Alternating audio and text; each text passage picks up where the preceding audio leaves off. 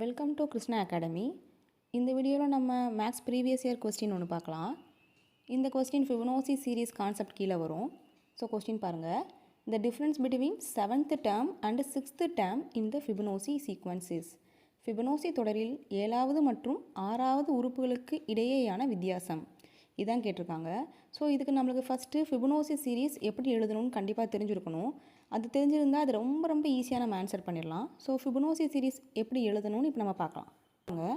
Fibonacci சீரீஸில் எப்போவுமே first dam, அதாவது F1 நம்ம வச்சுக்கலாம். இந்த ஃபஸ்ட்டு டேம் ஃபிபனோசி சீரீஸில் எப்போவுமே 0 தான். அதே மாதிரி ஃபிபனோசி சீரீஸோட செகண்ட் டேம் 1. இது நம்ம ஞாபகம் வச்சுக்கணும். முதல் உறுப்பு 0, இரண்டாவது உறுப்பு 1. இது நம்ம ஞாபகம் வச்சுக்கிட்டோன்னா ரொம்ப ஈஸி அடுத்தடுத்த உறுப்புகளை கண்டுபிடிக்கிறது. மூன்றாவது உறுப்பை ரொம்ப ஈஸியாக கண்டுபிடிக்கலாம். என்ன பண்ணணும்னா முதல் 2 உறுப்புகளை நம்ம கூட்டினா போதும். இந்த 2 உறுப்பை நம்ம ஆட் பண்ணணும். 0 + 1 நமக்கு 1. 4வது உறுப்பு கண்டுபிடிக்கிறதுக்கு என்ன பண்ணணும்னா அதுக்கு முன்னாடி இருக்கிற 2 உறுப்புகள், அதாவது F2 + F3 இது ரெண்டையும் நம்ம ஆட் பண்ணணும். 1 + 1 2, அவ்வளோதான். ஸோ F5 கண்டுபிடிக்க என்ன பண்ணணும்? அதே ப்ராசஸை நம்ம திரும்ப பண்ண போகிறோம். F5 கண்டுபிடிக்கணும்னா F3 + F4.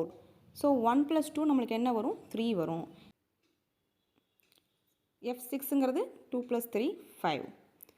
F7 3 + 5 8. இந்த மாதிரி நீங்கள் F8 F9 F10 எவ்வளோ நாள் எழுதிட்டே போகலாம். கொஸ்டினை நம்மளுக்கு 10வது உறுப்பு என்னென்னு கேட்டாலும் ஆன்சர் பண்ணிடலாம், 9வது உறுப்பு என்னென்னு கேட்டாலும் ஆன்சர் பண்ணிடலாம். பட் இப்போ நம்ம கொஸ்டினில் 7வது மற்றும் 6வது உறுப்புக்கான வித்தியாசம் தான் கேட்டிருக்காங்க. ஸோ இங்கே 7வது அண்ட் 6வது உறுப்பு என்னது?